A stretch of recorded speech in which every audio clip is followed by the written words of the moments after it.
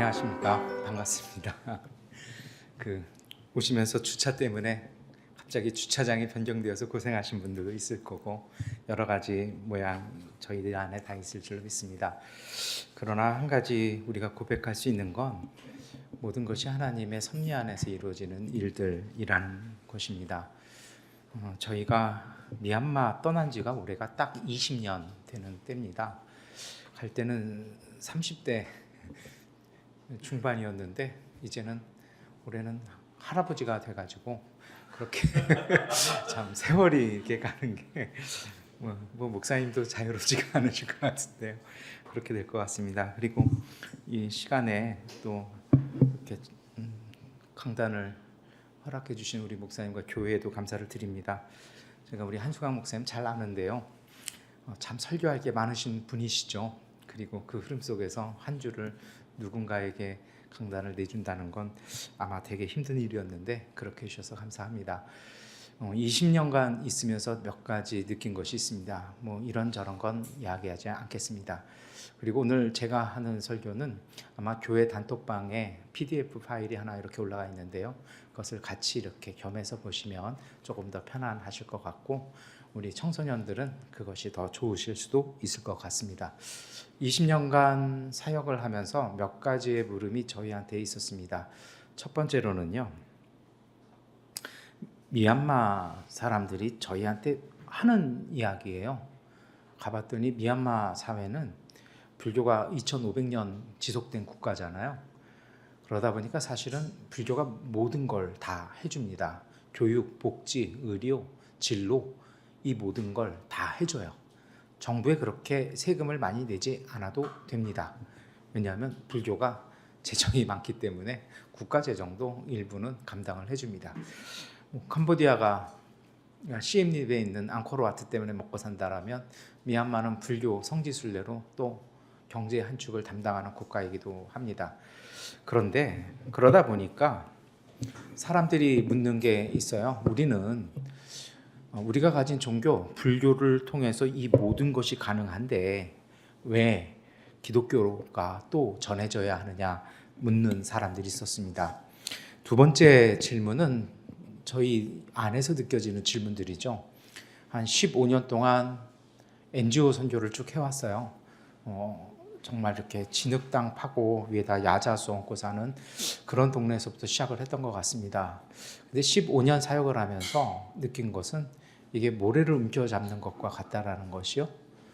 그러면서 많은 것들이 손아귀에서 빠져나가는 것들 그런 거 느끼면서 사역을 하면서도 나름대로 어떤 복음 그리고 선교라는 측면에서의 방향성을 잊지 않으려고 굉장히 노력을 해왔습니다. 그런데 마지막에 느끼게 되는 것은 저 역시도 어떤 단체에 소속돼 있다 보니까 그 단체가 이게 기업과 같아서 직원들이 많고 직원이 한 400여 명, 500여 명 이렇게 되고 나면 그 조직을 위한 영리 집단밖에는 앞에는 비영리라고 했는데 실제로는 영리 집단밖에 될 수 없고 직원들의 권익과 일자리를 보장하는 것으로 모든 아이덴티티나 스피릿은 왜곡되기 쉽다라는 것입니다. 세 번째 질문이 있습니다. 이런 상황 속에서 그럼 복음은 어떻게 전해져야 하냐라는 것입니다. 요즘 저희는 현지인들 대상으로 직접 교회 개척하고 전도하고 교육하고 양육하고 침 내주고 그리고 삶이 바뀌어져가는 사역들을 해 나갑니다. 근데 그걸 보면서 제 나름대로 갖고 있는 답은 뭐냐면 복음은 자체로 능력이 있다라는 것입니다. 이것이 우리 다 아는 얘기고 이게 우리 믿는 내용이잖아요. 근데 오늘 사도행전에 사도 바울이 그런 얘기하지 않습니까? 여러분의 종교심에 대해서 내가 아주 찬사를 보낸다고요. 우리가 갖고 있는 신앙 고백은 종교심일까요? 복음은 살아있는 능력일까요? 사실은 여기에 모든 것이 달려 있습니다. 미얀마라는 사회, 언어가 다르고 문화가 다르고 다 달라요. 저 역시도 미얀마어로 설교를 하려면 한국어로 작성을 하겠죠. 그리고 20년 돼서 익숙할 것 같지만 설교는 참 어렵습니다. 그래서 이걸 다시 미얀마어로 번역을 하려고 해놓고 저희 전도사님들하고 스텝 모임에서 이렇게 쭉 보면 빨간 줄로 다 이렇게 돼요. 그리고 나름대로 고쳐냅니다. 그러면 그 다음에 나오는 제 얘기 뭔지 아세요? 나는 이런 말을 하려고 한 게 아니다. 나는 이런 말을 하고 싶은 거다. 그럼 저희 전사님들이 뭐라 하냐면, 목사님이 그런 말을 하시고 싶었다면 미얀마어로는 이렇게 얘기를 해야 합니다. 그러나 그건 제가 하고 싶은 말이 아니에요. 무슨 얘기예요? 언어가 다르면 사상이 다르고, 사실은 사상이 다르니까 언어 달라졌겠죠. 그러다 보니까 이런 장벽들을 어떻게 넘어갈 것인가. 저는 그래도 나름대로 한국에서 교육을 받고 간 사람입니다만, 제가 만나는 분 중에 90%는 초등학교 3학년 미만입니다. 어떻게 해야 할까요? 근데 불교도가 예수 그리스도를 영접하는 것은 제 설교나 제가 뭘 해서가 아니고요, 뭐 쌀을 줘서가 아니고요, 딱 한 포인트예요. 기도할 때, 예배할 때. 포인트는 뭐냐면, 저희가 예배를 아주 잘 기획을 해가지고 막 이렇게 눈에 현란한, 한국에 이렇게 다녀보면 전 예배가 아니라 무슨 쇼 같다는 생각이 많이 들어요. 눈이 너무 현란해요. 서울 어울림 공동체 예배가 좋은 건 저희 교회 예배 순서와 같다라는 것도 있지만, 뭔가 내가 내 개인의 목소리로 그리고 내 마음으로 하나님을 기다릴 수 있어서 좋다라는 느낌이 있습니다. 복음은 그 자체로 힘이 있고요. 기도할 때 그 미얀마 불교도이신 분들이 마음속에 하나님을 만나게 되는 겁니다. 그리고 자신의 아픔, 병들이 나아지셔 갑니다. 참 특이한 것이 있습니다. 제가 한인교회 목사도 합니다만, 한국인 예배에서는 예배 끝나고 아무도 저에게 와서 안수해달라는 분이 단 한 분도 없습니다. 다들 뭐라고 물어보냐면, 오늘 사모님의 점심 식사는 무엇일까요? 요 얘기만 합니다. 그런데 식사를 제공하지 않는 미얀마 현지 예배에서는 힘들잖아요, 저도. 근데 안수해달라고 줄을 서고 저희 전선사님은 제 눈치를 봅니다. 힘들지만 해주시면 어떨까? 그러면서 조용히 하는 말이 있습니다. 성도들이 기도받기를 원합니다. 그런 어떤 기도들은 제 미얀마어가 제 기도를 따라가지 못해서 제가 한국어로 할 때도 있습니다. 섞어서 하죠. 근데 참 신기한 건, 이분들이 머리가 안 아프다고 그러고 마음속에 감동이 되고 응답이 되었다고, 시원하다고요. 거기서 저도 찜질방 차리면 잘할 것 같다는 생각을 해봅니다. 그러던 속에서 나름대로 20년 동안 느꼈던 것이 있습니다. 과연 복음이란 무엇이냐라는 것입니다.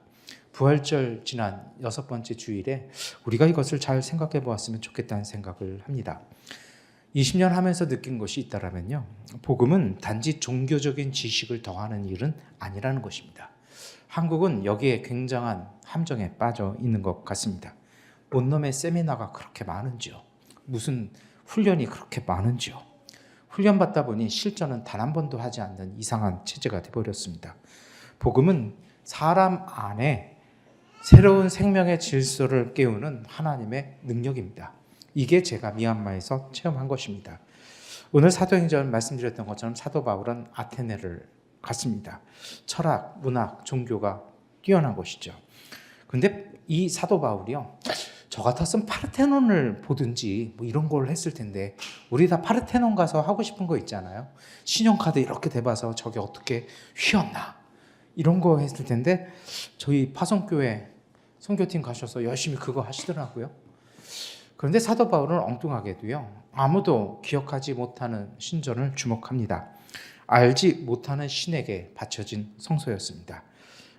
그리스어로 아그노스트 테오라고 얘기를 합니다. 그런데 이것이 번역이 반역이라고요, 의미가 좀 와전된 것이 있습니다.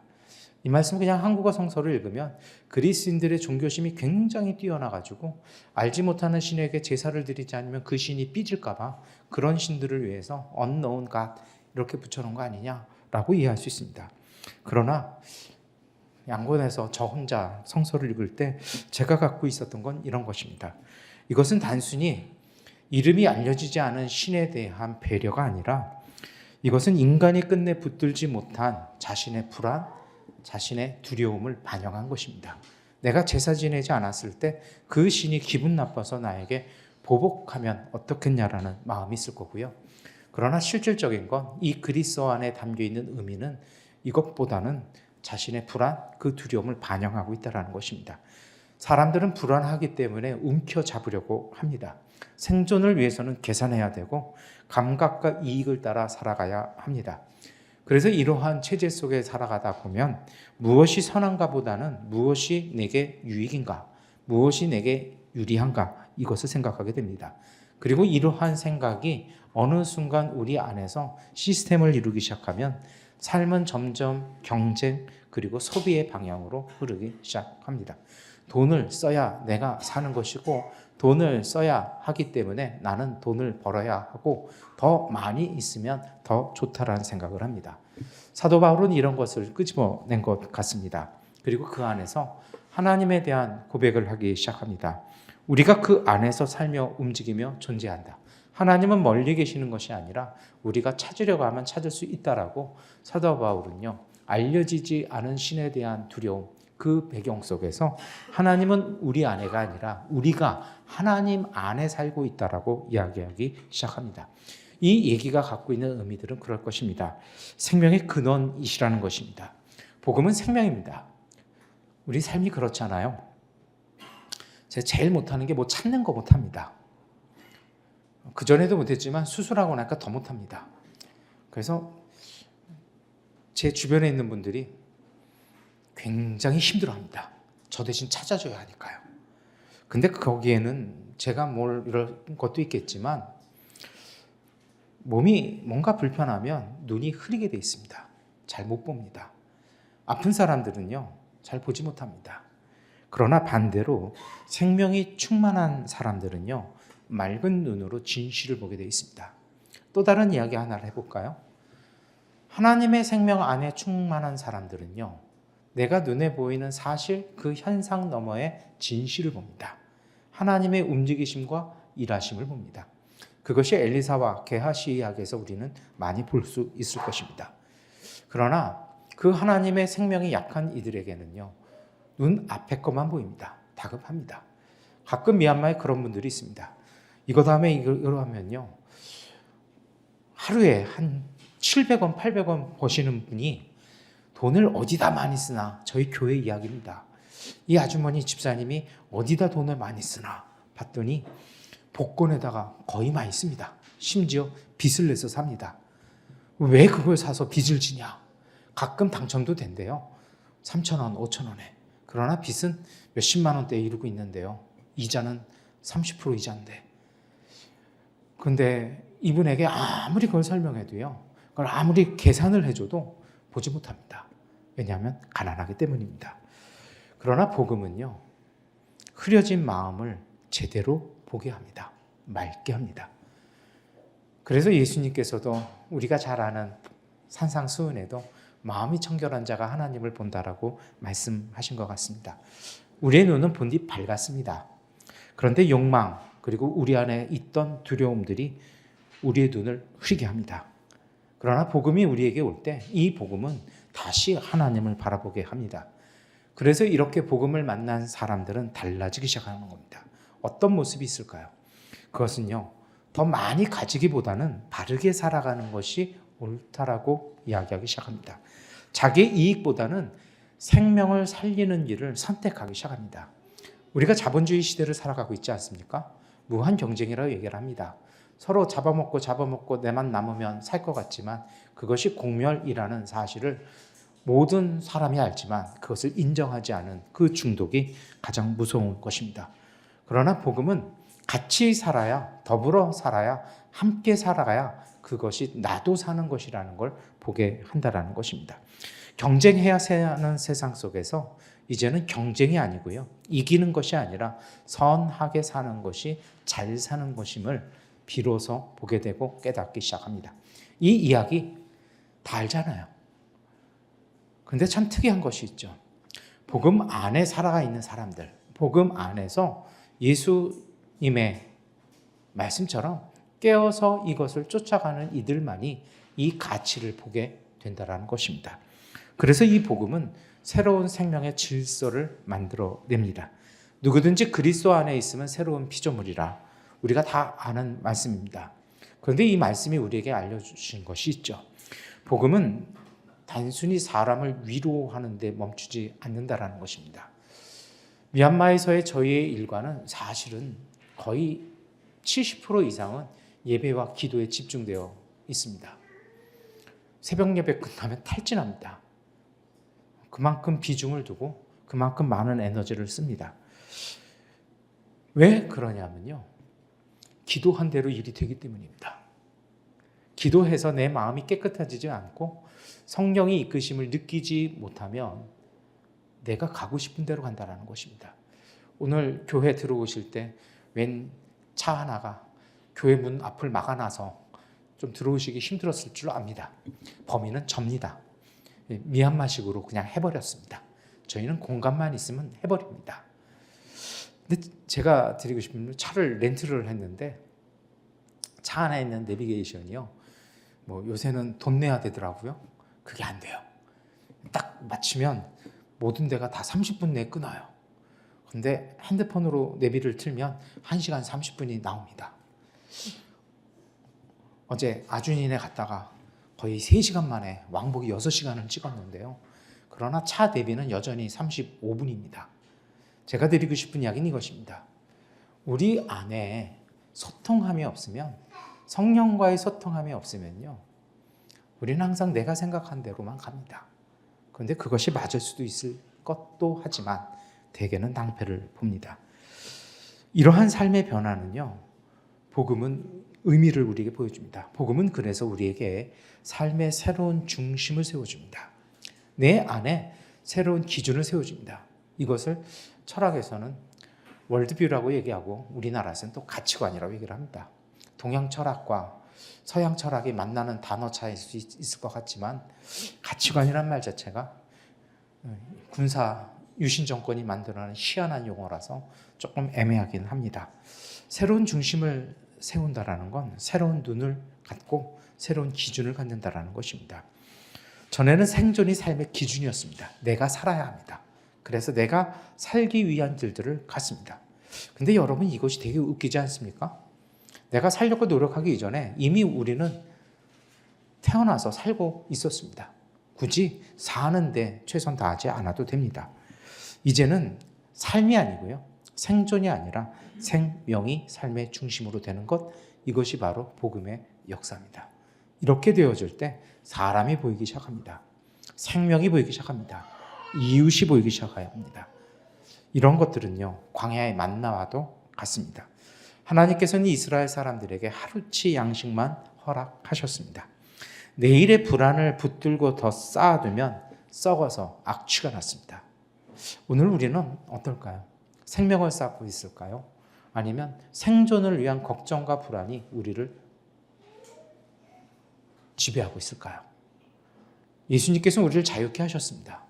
근데 우리는 우리의 걱정과 불안에 우리는 스스로 노예가 되어버리는 경우가 많습니다. 한국 교회가 과연 여기서 자유로울지 저는 참 의문입니다. 오늘 우리 예수 그리스도의 제자를 자처하는 오늘 우리의 삶 속에 우리는 물어봐야 합니다. 나는 어디에 반응하고 있냐라는 것입니다. 통장 잔고인지 아니면 내 일의 성취인지. 그래서 미얀마에서 가끔 경험하게 되는 것이 있습니다. 저희는 뭘 많이 하고 싶은데 할 수가 없습니다. 전지가 나가기 때문입니다. 4시간씩 교대로 들어왔다 나갔다 하면 내가 뭘 더 많이 하고 싶어도 전기가 허락되는 한에서만 할 수 있습니다. 우리 한국 사람 마인드, 김치의 영성은 전기 나가도 한다. 그래서 신청됐습니다. 아무리 해도요. 그러면서 배운 것이 있습니다. 그것을 중세 수도원에서는요, 스타카타의 영성이라고 얘기했습니다. 최선을 다해서 그것이 삶의 질서에서 어느 정도 되었을 때, 그리고 종이 울렸을 때 멈출 줄 아는 거예요. 그리고 제가 여기까지 최선 다했으니 저는 마무리하였지 못하였지만 이 다음은 하나님께서 하시기를. 이것이 바로 솔라 그라치아, 하나님께 영광이었습니다. 오늘 우리는 어떨까요? 여러분, 그래서요, 너무 일 많이 하지 마십시오. 최선을 다하시면 됩니다. 그리고 하나님께 맡기십시오.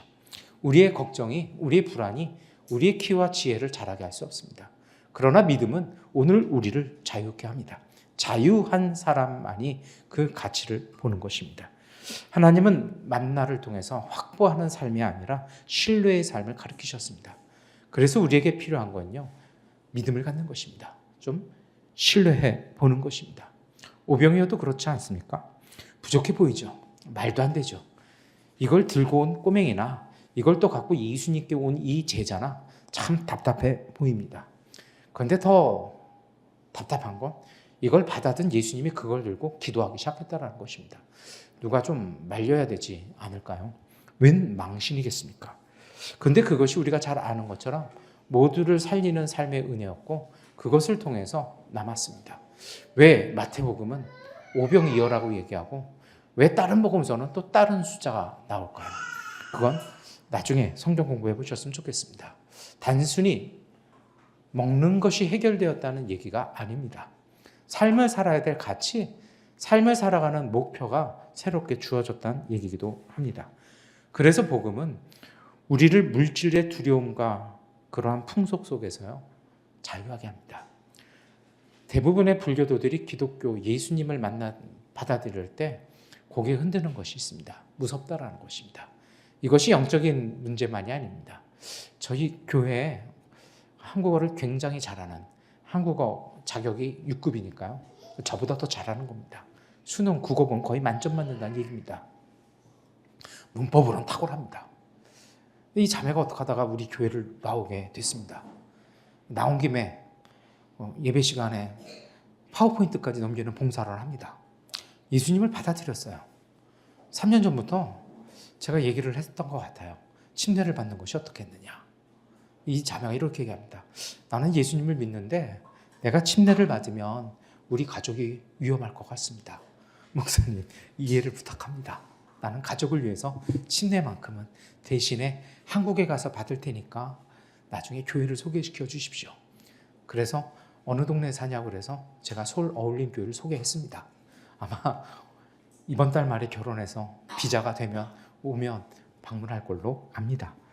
근데 올해 침례를 하는데요.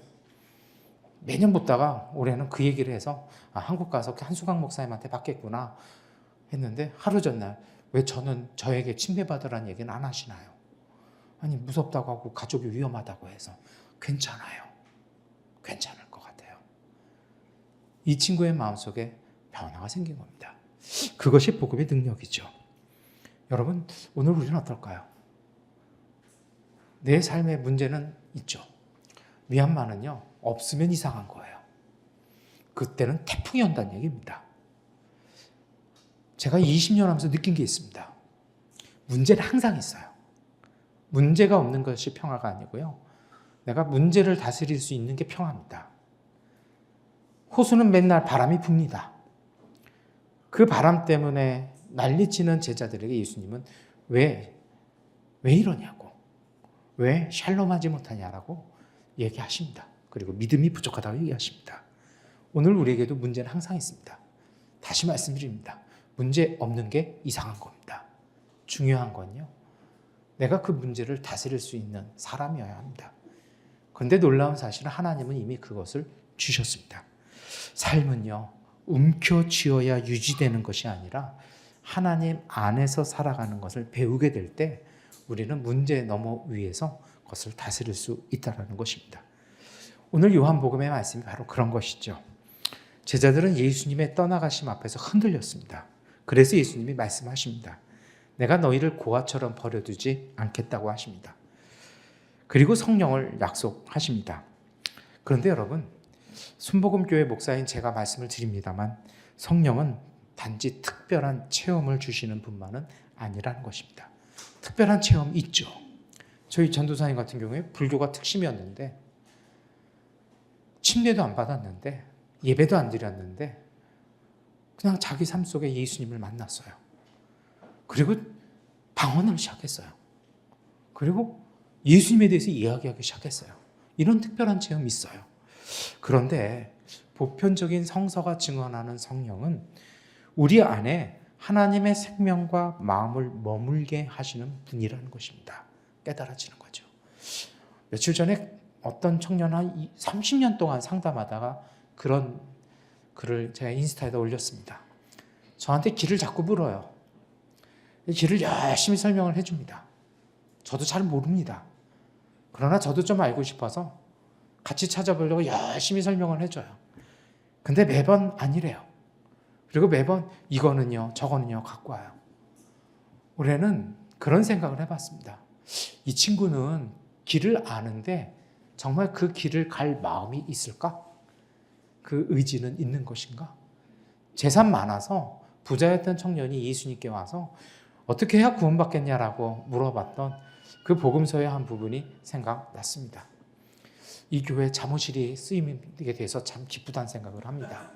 그리고 그 1호가 제 아이 손녀여가지고 더 행복해지기도 합니다. 언젠가 저 자모실이 가득해질 줄로 믿습니다. 여러분, 그래서 저는 그 생각을 해봤어요. 길을 묻는 것이 아니고요. 진짜 우리에게 필요한 건요. 길을 걸어갈 의지입니다. 내가 해야겠다는 것이죠. 하나님의 성령을 내가 공부한다고 그게 될까요?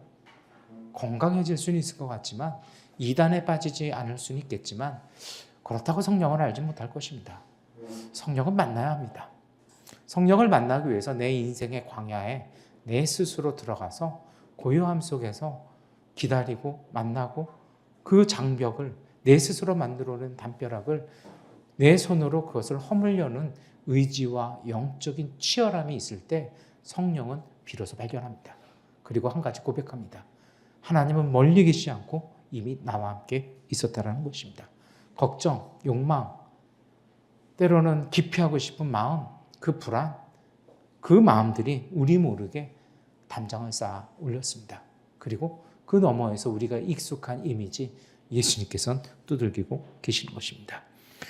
성령은 메마른 마음 안에 생명을 불어 넣으십니다.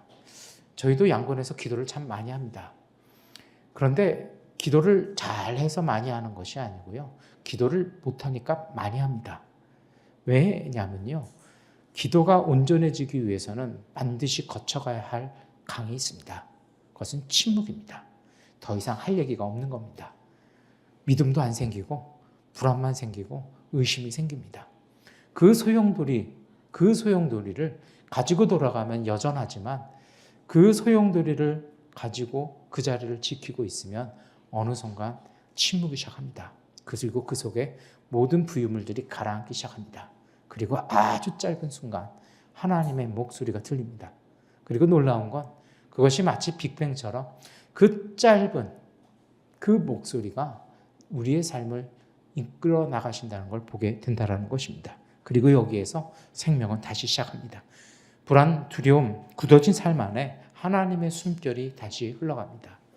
아주 예전에 저희 막내 학비를 못 내가지고 교장 선생님한테 부탁해 보려고 찾아간 적이 있습니다. 저 같은 학부모들 만나주는 거 별로 안 좋죠.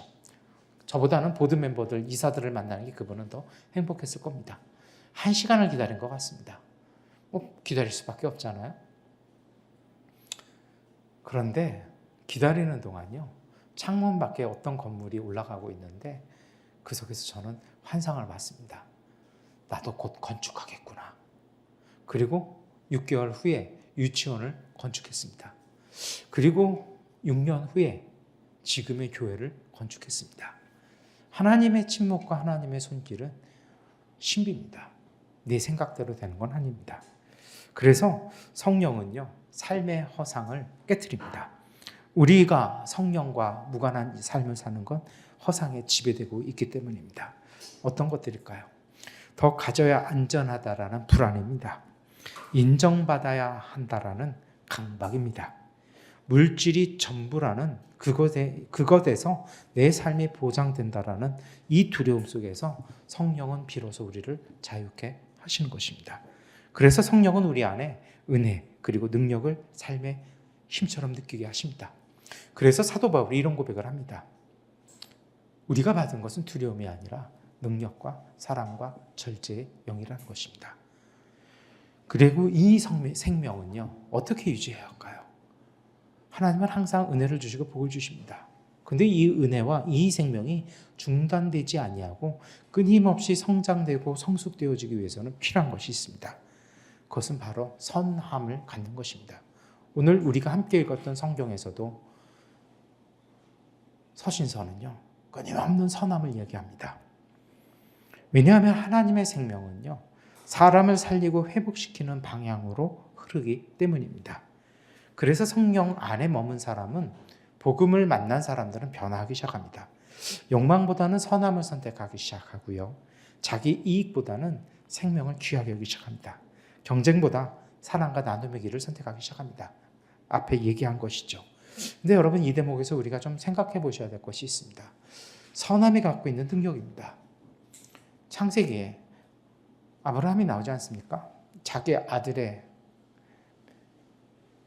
배우자를 찾아줘야 됩니다. 며느리를 구해야 해야 돼요.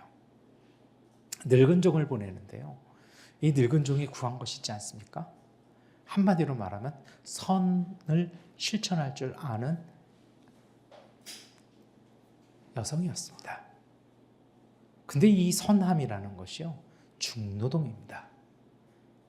우물이라는 것이 너무 깊게 계단으로 내려가야 되고요, 리브가가 좀 저처럼 패트했으면 아주 다이어트에 좋았을 텐데 무릎 연골 다 나가지 않았을까요? 낙타에게 물을 먹이는 중노동입니다. 한 말이 아니었잖아요.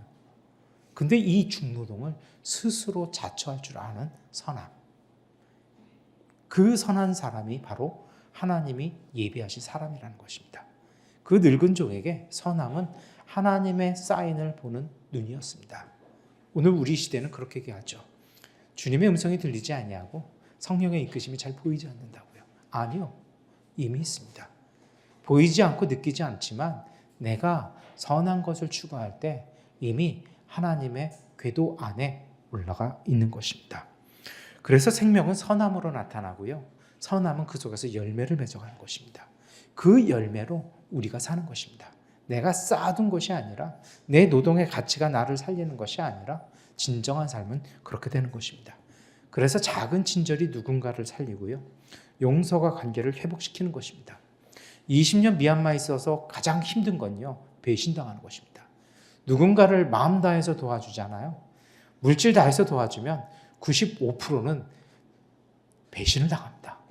이 배신이 그냥이 아니에요. 옆에 와서 칼로 한번 푹 쑤시고 가는 그 고통을 겪습니다. 그러니 안 하고 싶죠. 도망가고 싶고 회피하고 싶습니다. 아주 예전에 있었던 일인데, 승구 형제하고 이리 아빠하고 에피소드가 있습니다. 우리가 만났던 교회 주일 아침에 저희는 항상 월계 일교에서 만났습니다. 왜냐하면 제가 때로는 짐이 많을 때도 있고 이런저런 일을 도와주기 위해서 미리 나옵니다. 그날따라 지하철 1호선이 고장이 났습니다. 그리고 더 놀라운 건 40분 연착을 했는데 월계역에서 문이 열리질 않아요. 지나간대요. 5정거장을 더요. 그리고 다시 월계역으로 돌아왔을 때 이리 아빠는 빨리 오시라고, 예배 시작할 시간 다 됐다고 열심히 뛰기 시작하는데 월계역 앞에 언덕에 오토바이 하나가 뒤집어졌습니다. 사람이 넘어졌죠. 아, 저분 위험한데. 그리고 저도 모르게 월계 1교까지 뛰어갔습니다. 그리고 둘이 열심히 뛰고 저보다 더 잘 뛰니까 제 설교 그림 원고를 들고 먼저 올라가 세팅을 했습니다. 저는 그날의 본문을 아직도 기억합니다. 선한 사마리아 사람의 비유요. 예배 시간 좀 늦으면 어떨까요? 그 청년을 일으켜 세우고 앰뷸런스를 불러주고 채 15분이 안 걸렸을 겁니다. 저한테는 그게 평생의 회개거리입니다. 그 기억이 납니다. 그래서 그냥 하려고 합니다. 아프면 아픈 거죠. 그런데요, 참 신기한 것이 있습니다. 누군가는 뒤통수를 때리고 가지만, 누군가는 짓밟고 가지만 상급은 다른 경로를 통해서 받습니다. 하나님은 항상 보십니다. 그리고 이러한 정직, 이러한 사랑이 공동체를 다시 세우는 것입니다. 이것이 바로 성령의 열매입니다. 그리고 요한복음이 말씀하시는 성령 안에 거하라는 말씀은 바로 이러한 삶입니다. 너무 금식 안 하셔도 됩니다. 소나무 안 뽑으셔도 되고 멀리 있는 기도는 안 가셔도 됩니다. 교회 역사 2000년 넘었잖아요. 그러면서 2000년의 역사, 아니 신앙의 역사 속에 끊임없이 움직여지는 성소의 변화가 있습니다. 성전이라는 공간의 영성이 포로기 이후에는 주일이라는 시간의 영성으로 바뀌어왔습니다. 그리고 이제는 그 시간마저도 빼앗겨버린 오늘 우리 현대인에게는요, 삶의 영성이 되어야 되지 않을까요?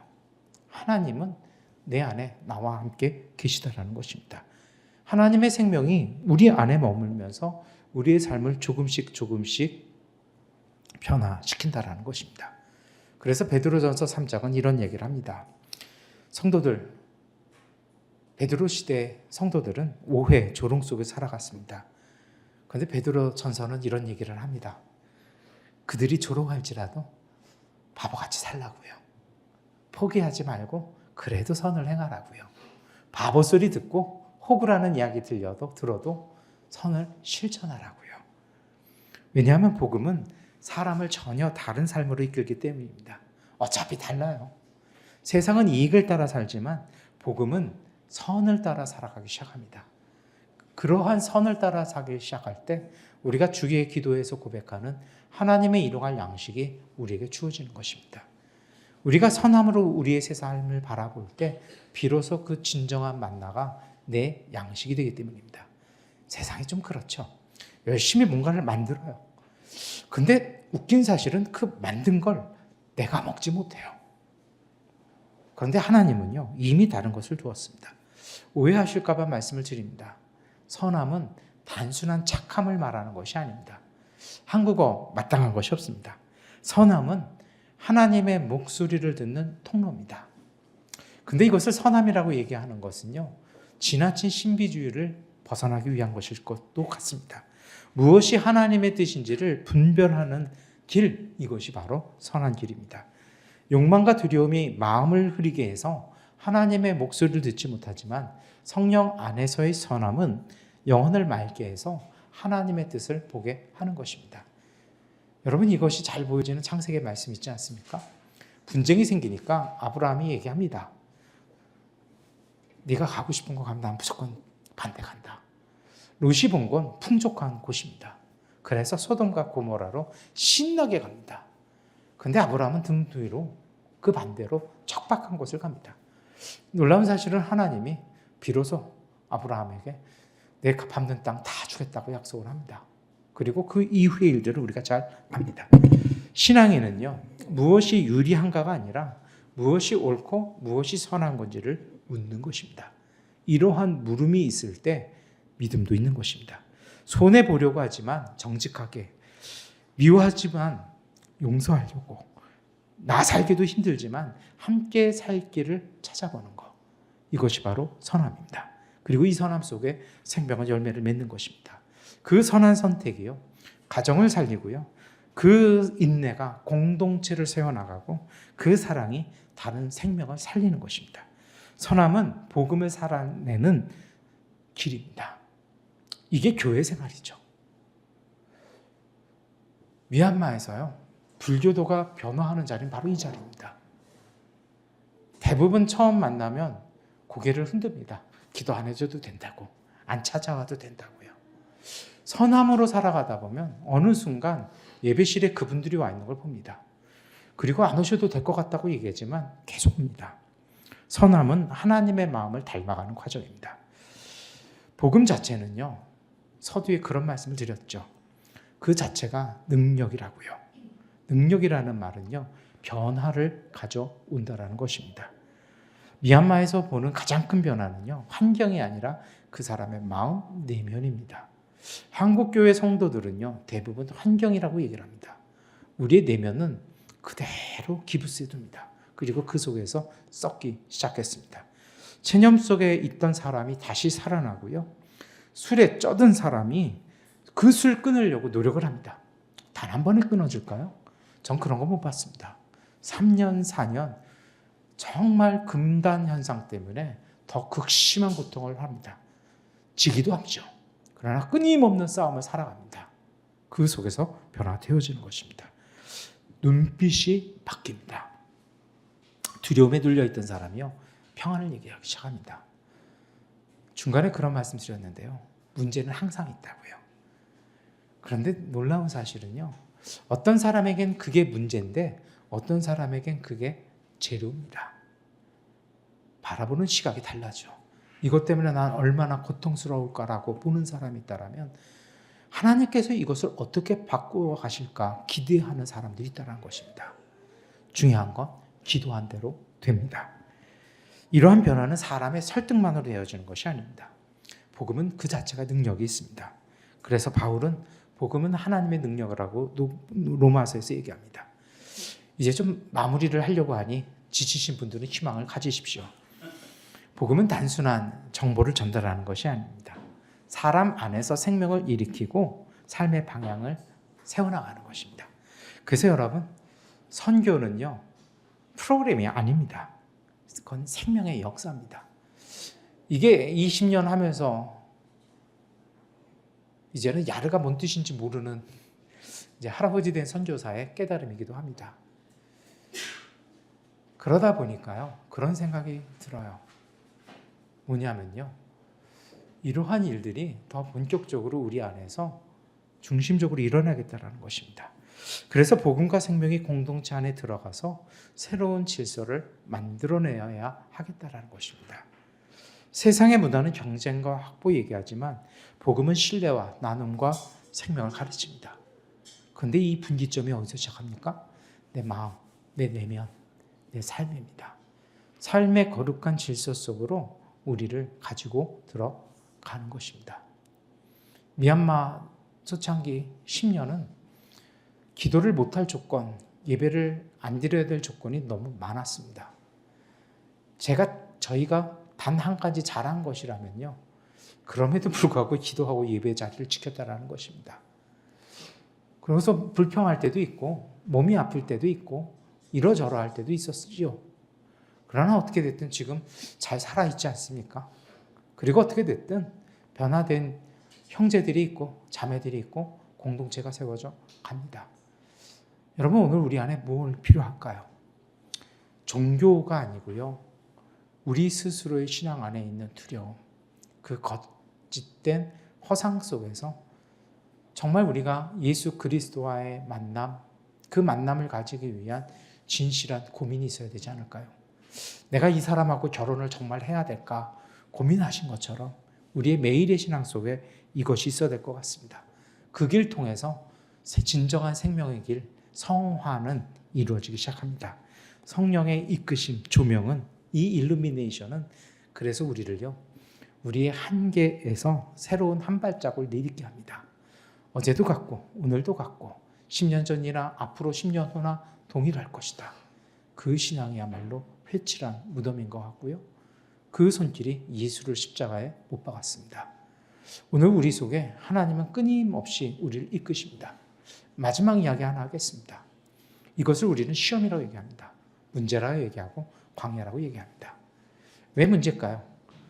내 힘이 약하니까 문제죠. 그렇지 않을까요? 우리 아이들이 힘들어하는 문제들이 있잖아요. 초등학교 자녀가 인수분해를 되게 힘들어하는데 대학에서 미분적분을 공부한 부모님들 눈에는 어떻게 보일까요? 이건 문제도 아닌데. 그러나 자녀에게는요, 심각한 문제입니다. 저는 인수분해가 너무 힘들었습니다. 제가 말씀드리고 싶은 건 그겁니다. 문제를 만날 때 고통스러워할 것이 아니라 이 포인트가 하나님이 나로 하여금 성장하게 하실 것이라는 그 시각으로 하나님과의 관계, 만남, 그 이끄심 속에 우리의 일상을 깨야 되지 않을까요? 그렇게 될 때 그 일상은 하나님을 닮아가기 시작하는 것입니다. 신앙, 단순히 괜찮은 사람 되는 것이 아닙니다. 새로워지는 관계죠. 억지로 하는 수련이 아니라 생명의 성장입니다. 말은 거창한데 이게 단순합니다. 좁았던 마음이 좀 넓어지고요, 자기중심된 사랑이 조금 남 배려할 줄 알고요, 두려워할 줄 아는 사람이 자유를 배우기 시작하는 것입니다. 여러분, 오늘 우리의 예배와 교회가 그렇게 됐으면 좋겠습니다. 그래서 이러한 마음으로 지금까지 했던 사역의 또 한 가지의 사역을 시작하려고 합니다. 그게 바로 더 살림입니다. 그냥 법인 만들어서 후원금과 사업비 받아서 학교 세우고 학비 주고, 그건 저희가 안 해도 많은 NGO 단체들이 수백 개, 수천 개가 있습니다. 저희가 하려는 것은요, 진짜 사는 것입니다. 하나님의 호흡으로 모든 일들이 살아가고 살리는 일들 해보려고 합니다. 이 길 위에서 성령께서 우리를 새롭게 하실 것입니다. 우리 안에 주어진 생명을 일깨우실 것입니다. 바울이 디모데에게 했던 것처럼 내가 너에게 하는 안수를 통해서 당신이 받은 그 은혜가, 그 은사가 불일 듯 일어나게 할 것이라고요. 너무 무섭고 두려워서 도망가던 두 제자가 다른 얼굴, 다른 모습으로 보였던 예수 그리스도를 만난 이후에 그분을 만날 때 우리의 마음이 뜨거워지지 아니하면서요, 쉬지 않고 그 밤에 다시 도망 나왔던 예루살렘으로 돌아가는 그 열정 우리가 품어야 할 것입니다. 여러분, 이것이 저는 복음을 만난 사람들 복음의 여정이라고 생각합니다. 복음은 생명입니다. 능력입니다. 그래서 꼭 그런 말씀 드리고 싶습니다. 성령께서 여러분 안에 생명을 더 풍성하게 하셔서 이 생명의 열매가 삶의 자리마다 아름답게 맺혀 가시기를 축원합니다. 기도하겠습니다. 하나님, 두려움과 불안 속에서도 우리를 생명의 길로 불러주시니 감사를 드립니다. 움켜쥐며 살아가던 마음 풀어 하나님을 신뢰하는 사람 되게 하시고 성령의 숨결 안에서 선함과 사랑의 길을 걷게 하여 주옵소서. 한 종지의 밥, 그리고 냉수 한 그릇, 간장 한 종지, 그리고 소금 약간, 이 속에 숨어 있는 주님의 숨결을 배우게 하시고 감사의 마음 깨닫게 하시어 내일에 대한 두려움 불안으로 오늘을 빼앗겨 버리는 어리석음에서 치료되게 하여 주시옵소서. 우리 안에 주신 생명이 작은 친절, 정직, 용서의 열매로 이어지게 하시고 우리의 메마른 각박한 일상 속에서도 만나와 같은 은혜를 날마다 경험하게 하여 주옵소서. 지금 이 세상 곳곳에 전쟁, 기근, 가난, 외로움, 고독, 그 모든 어려움들을 기억하여 주시어 상처와 두려움 속에 있는 이들에게 복음과 빛과 평안을 허락하여 주시고 우리 모두가 함께 살아나는 하나님의 그날을 누리게 하여 주시옵소서. 예수 안에 머물며 세상 속에서 하나님 나라를 살아가는 맑은 영혼 되게 하여 주옵소서. 예수 그리스도의 이름으로 기도드립니다. 아멘.